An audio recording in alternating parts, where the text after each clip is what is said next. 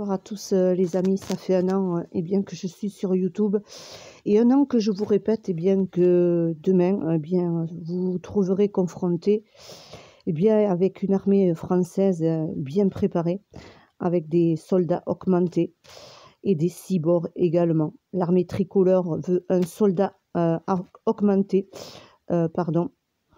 Et vous voyez ici cette vidéo que je vais vous partager.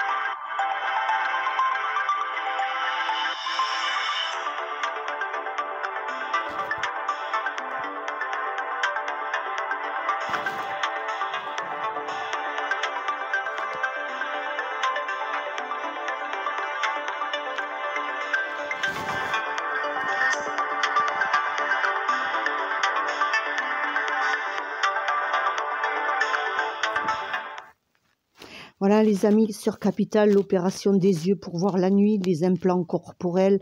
L'armée française se prépare aux futurs soldats augmentés, tout en fixant bien, des lignes rouges, vous dit-on. On vous le dit que loin du cyborg, l'armée tricolore veut un soldat augmenté, éthique, cyborg déshumanisé ou super-héros doté de pouvoirs surhumains. La perspective d'un combattant aux ressources physiques et cognitives transformé par la technologie, nous y sommes, a été longtemps cantonné au champ de la science-fiction. Bienvenue dans le monde que je vous évoquais déjà il y a un an, je vous l'ai dit. Voilà ce qui attend l'humanité entière demain, quand nous serons davantage confinés, lorsqu'on nous sèvrera davantage les vis. Vous voyez un petit peu, lorsqu'ils vont accélérer la cadence, voilà ce qui va se passer. Et voilà ce que vous trouverez en face. Voilà la ministre des Armées, Florence Parly, donc a chargé de réfléchir à ces enjeux avec le souci de maintenir la capacité d'action de l'armée, tout en préservant, vous dit-on, ses valeurs, les principes de droit, etc. et la dignité humaine. Beaucoup de baratin également. L'homme a toujours cherché à augmenter soi-disant ses capacités, etc. Le second conflit mondial n'a pas fait exception.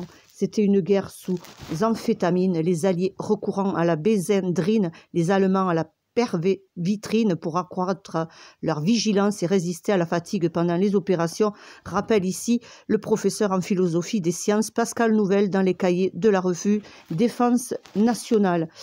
Voilà, depuis, vous savez très bien qu'il y a eu beaucoup de recherches, vous êtes au courant de tout ça, vous connaissez les cyborgs, vous connaissez le monde qui nous avait préparé. Nous y sommes plus que tout avec ce nouveau soldat augmenté que l'on risque de voir demain dehors. On vous rappelle qu'il y a des milliers de salariés en Suède qui ont accepté de se faire greffer une puce sous la peau pour faciliter leur accès aux locaux, des sociétés, etc.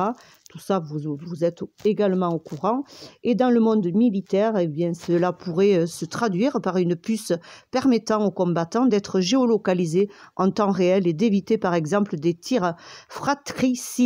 Il faut toujours rechercher, on vous dit, des alternatives, bien évidemment.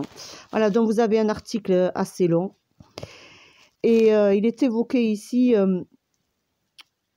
pour permettre le retour du militaire à la guerre civile, on vous dit, il y a plusieurs lignes rouges, interdiction de pratiques eugéniques ou génétiques à des fins d'augmentation du militaire, l'interdiction de porter atteinte au libre arbitre ou de diminuer son discernement. Voilà, autant de risques de déshumanisation induits par certaines substances qui prémuniraient le militaire de tout sentiment de peur. Et ils ne vont pas se gêner puisque c'est déjà fait tout ça, voilà. Elon Musk, vous le savez, puisque lui, c'est l'implant au cerveau également. Donc, j'avais trouvé une vidéo à vous partager, mais je vais vous la partager ici. Et donc, voilà ce que je voulais vous partager puisque c'est important. Ça a été publié dans Capital. Voilà la nouvelle défense de l'armée qui se prépare aux soldats augmentés. Soyez vigilants, vous savez ce qui nous attend.